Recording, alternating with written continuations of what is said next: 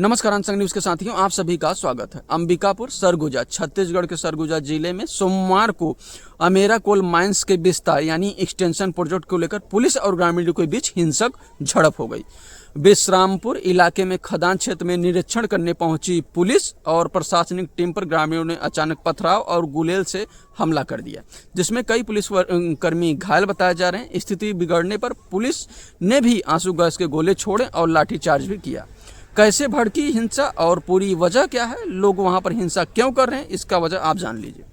जानकारी के अनुसार SECL की अमेरा ओपन कास्ट माइंस को विस्तार कार्य के लिए प्रशासन जमीन खाली कराने पहुंची थी। इसी दौरान ग्रामीणों ने विरोध तेज करते हुए पुलिस को चारों तरफ से घेर लिया और देखते देखते स्थिति तनावपूर्ण हो गई।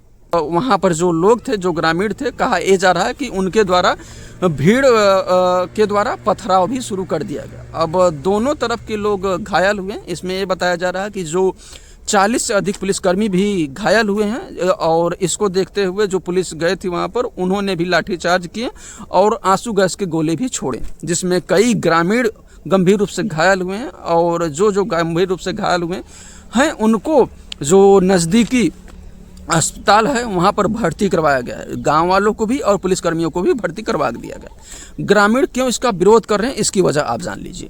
ग्रामीणों का कहना है कि खदान विस्तार से खेती पानी और जो वहाँ पर नेचुरल चीज़ें हैं उसका विनाश हो रहा है, उससे लोग वहाँ पर प्रभावित हो रहे हैं खदान के कारण।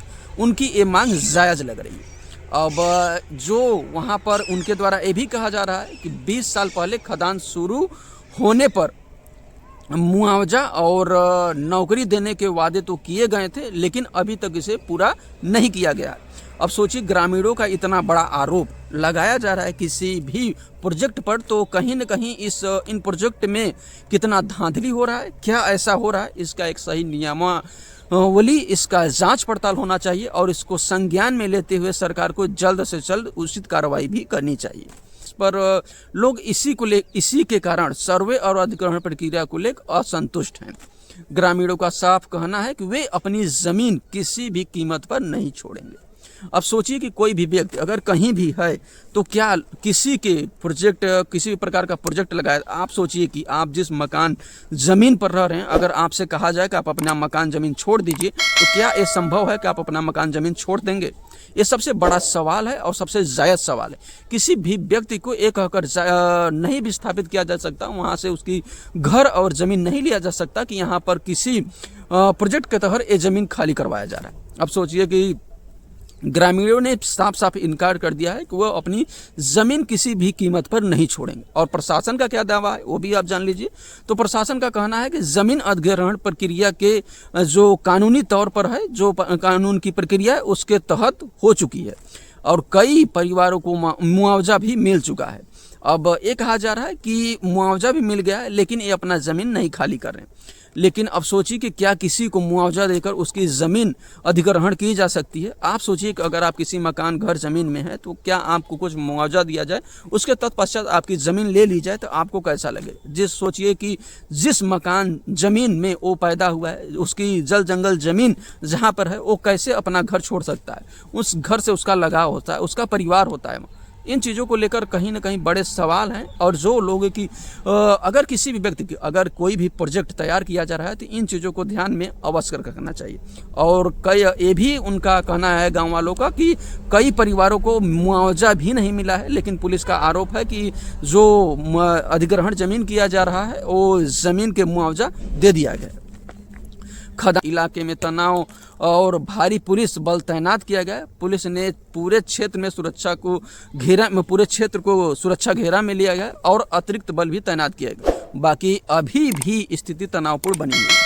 इसको लेकर आप इसको किस नज़रिए से देखते हैं कि अगर किसी भी प्रोजेक्ट में इस प्रकार से किया जा रहा है, अगर ग्रामीणों की मांग है तो क्या ग्रामीणों की मांग जायज़ नहीं? अगर एक व्यक्ति की स्वेच्छा, एक व्यक्ति भी अगर किसी भी प्रोजेक्ट पर उंगली उठाता है किसी भी प्रकार का, तो इन पर एक सही तरीके से जांच पड़ताल होनी चाहिए। सही तरीके से उस पर जो नियमानुसार जो नियमावली है उसको ध्यान रखते हुए सारे प्रोजेक्ट तैयार किए जाने चाहिए। अब ये कहकर नहीं किसी भी व्यक्ति को ये कहकर उसको घर से नहीं निकाला जा सकता है कि यहाँ पर कुछ नए प्रोजेक्ट बनने वाले। आप लोग इसको किस तरीके से देखते हैं, किस नज़रिए से देखते हैं कि आप देखेंगे आए दिन इस प्रकार से घटनाएं हो रही हैं। कहीं जंगल साफ किए जा रहे हैं, कहीं जंगल काटे जा रहे हैं, कहीं जंगल रातों रात वहाँ पर रातों रात जंगलों की कटाई हो रही है। तो ये कहीं ना कहीं अगर हम और आप पर्यावरण के साथ खिलवाड़ कर रहे हैं, वहाँ पर कोल माइंस कर रहे हैं, वहाँ पर पर्यावरण को पूरी तरह से नियमावली को ध्यान में नहीं रखते हुए पूरी तरह से पर्यावरण को विनाश करने में, विकास के नाम पर विनाश कर रहे हैं, तो ये हमें और आपको एक बात तय है, हमें और आपको एक बात याद रखना चाहिए कि हम और आप प्रकृति के साथ तो खेल रहे हैं, हम और आप उनसे खिलवाड़ कर रहे हैं, हमारा और आपका बचना नामुमकिन होगा। ये बात हमें और आपको गांठ बांध लेनी चाहिए। बाकी सब देखते हैं कि क्या होता है, बाकी चीज़ें सब कुछ हो रहा है, सब कुछ विनाश हो रहा है। और आप देखते हैं आए दिन घटनाएं आती हैं, कहीं भूकंप, कहीं बारिश, कहीं सूखा, इस प्रकार से जो होता है।